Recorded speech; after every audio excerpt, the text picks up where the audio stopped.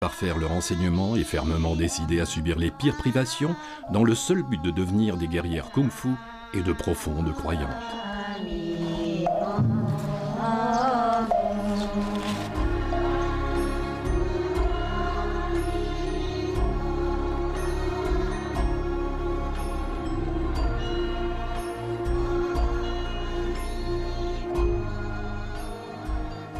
Les paysans habitant dans les environs du temple profitèrent grandement des activités du couvent, car Yongtai fit preuve d'une grande générosité, offrant à chacun la possibilité de partager sa fortune et son savoir et accordant sa protection aux pauvres. Ses œuvres suscitèrent bientôt une profonde admiration.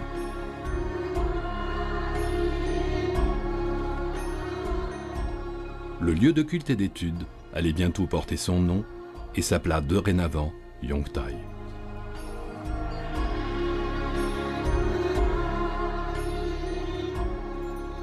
Une statue de jade blanc, au centre du temple, nous rappelle les bienfaits et la perfection de cet extraordinaire aristocrate, ainsi que sa mansuétude.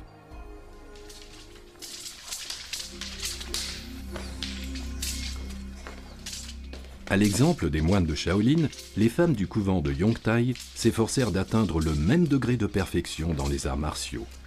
En toute humilité, avec discipline et endurance, elles s'initièrent à la haute école des 18 armes traditionnelles, à l'art parfait de l'imitation des animaux et à la sagesse du tai chi. Conformément aux préceptes de Damo, elles n'utilisèrent le kung-fu que pour se défendre et défendre leur couvent, et se transformèrent bientôt en véritables expertes des sciences martiales.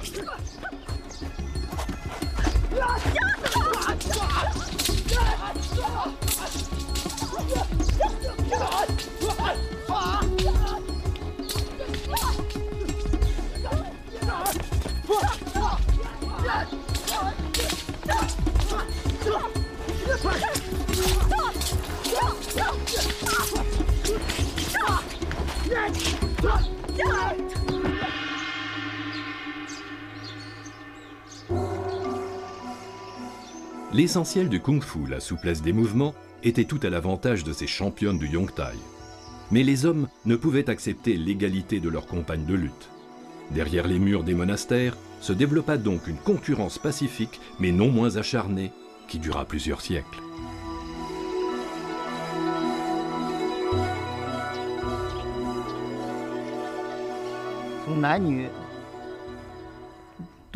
Du point de vue physiologique et social, le kung-fu était conçu plutôt pour les hommes que pour les femmes.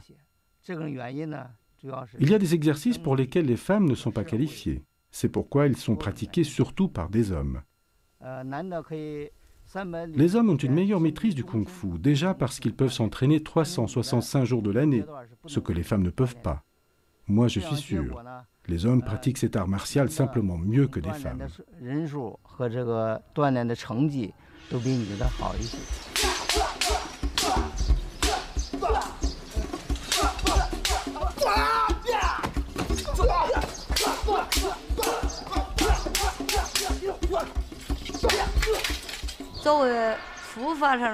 Dans la société, nous étions souvent considérés comme des moines de deuxième classe. Mais dans le bouddhisme, hommes et femmes sont égaux. Il n'y a pas de différence, ni entre riches et pauvres, ni entre hommes et femmes. Tous ceux qui recherchent sincèrement l'illumination et la perfection vont les atteindre.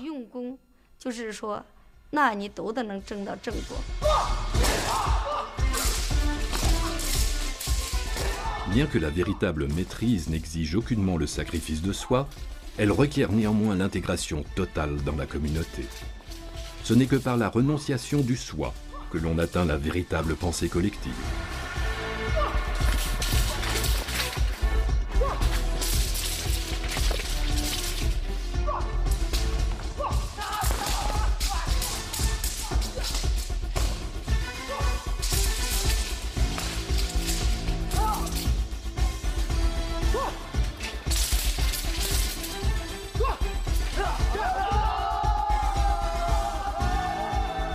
Le rôle de soliste n'est permis aux championnes qu'au cours d'un combat symbolique à l'épée.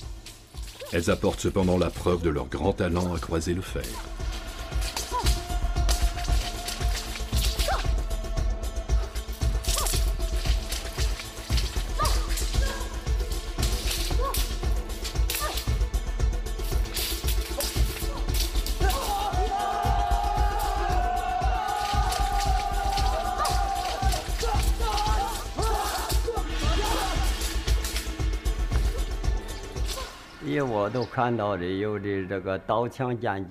J'ai vu beaucoup de femmes pratiquer du kung-fu excellent avec épée, sabre ou lance.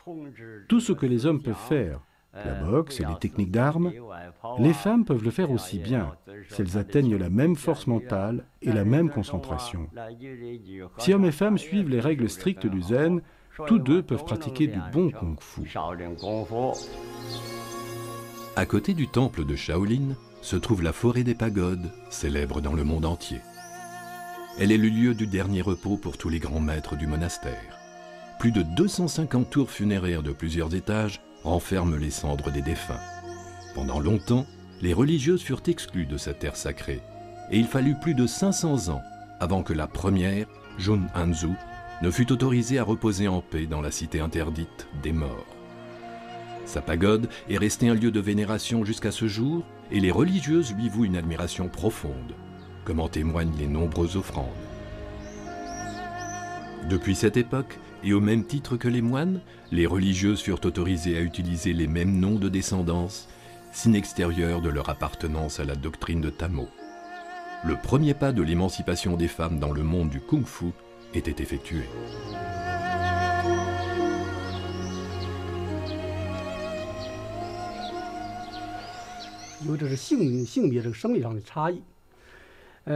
Même si les hommes sont physiquement plus forts que les femmes, ceci ne signifie pas automatiquement que leur kung-fu est meilleur. Une femme qui se donne sincèrement de la peine, qui a de bons instructeurs, qui suit les règles du kung-fu et s'entraîne dans un milieu favorable, peut même devenir meilleure qu'un homme.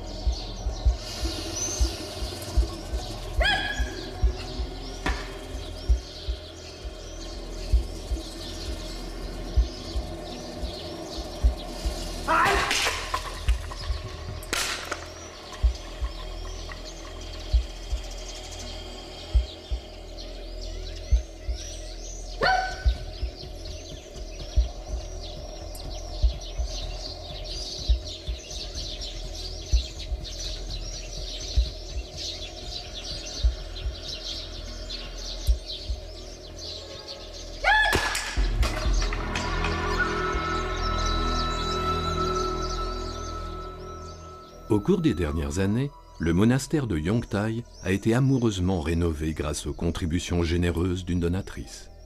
Trop modeste pour se montrer devant la caméra, son fils, administrateur du monastère, nous explique les motifs de sa mère. Ma mère est une femme d'affaires très efficace. Il y a 10 ans, elle a appris l'histoire de la princesse Yongtai, qui renonça à sa vie de luxe et entra au couvent.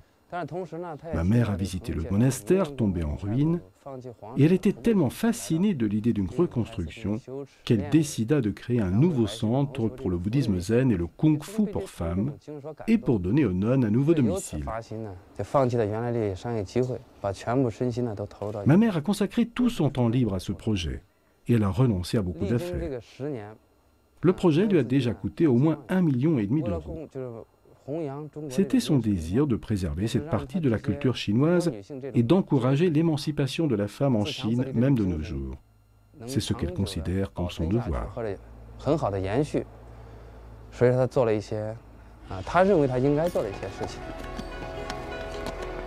La revitalisation du monastère porte déjà ses fruits.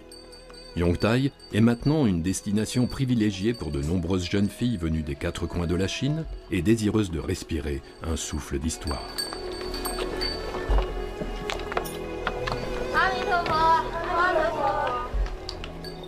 Pour l'abbesse, une occasion unique de feuilleter le livre séculaire de cette congrégation.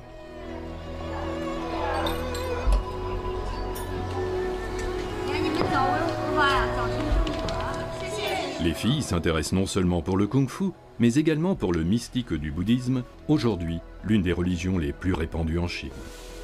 Les figurines de bois dans les temples racontent non seulement l'histoire de la religion, mais symbolisent simultanément les vertus et les tentations de notre monde.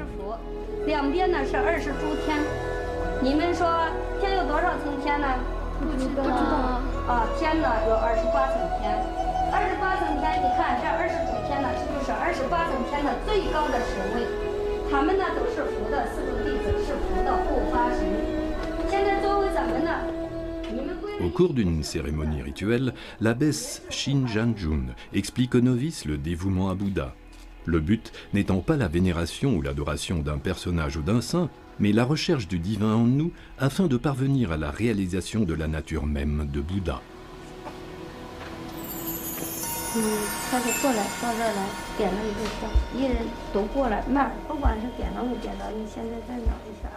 Pour l'admission au couvent, c'est-à-dire y trouver refuge, il est impératif de prononcer des vœux, que les novices répètent après l'abbesse.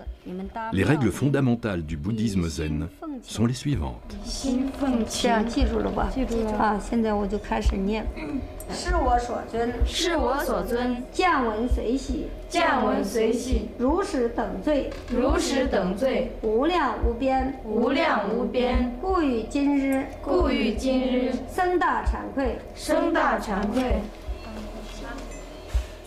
Ne pas mentir, ne pas tuer, ne pas voler, ne pas boire d'alcool, ne pas manger de viande et vivre dans le célibat.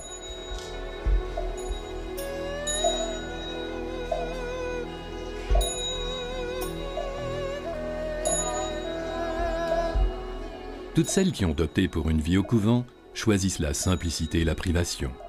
Le lever est à 3h30, avant la lumière du jour. Suivent les prières, les chants et la méditation.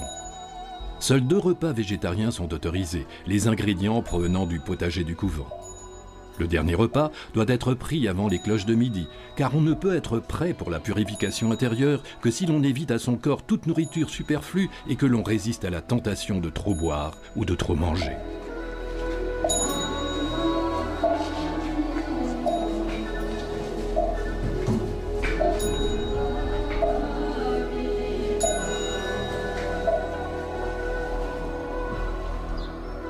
Damo force ses disciples à vivre en absolue modestie, sans orgueil et sans accorder la moindre importance aux apparences. Ils doivent également effectuer eux-mêmes tous les travaux du monastère.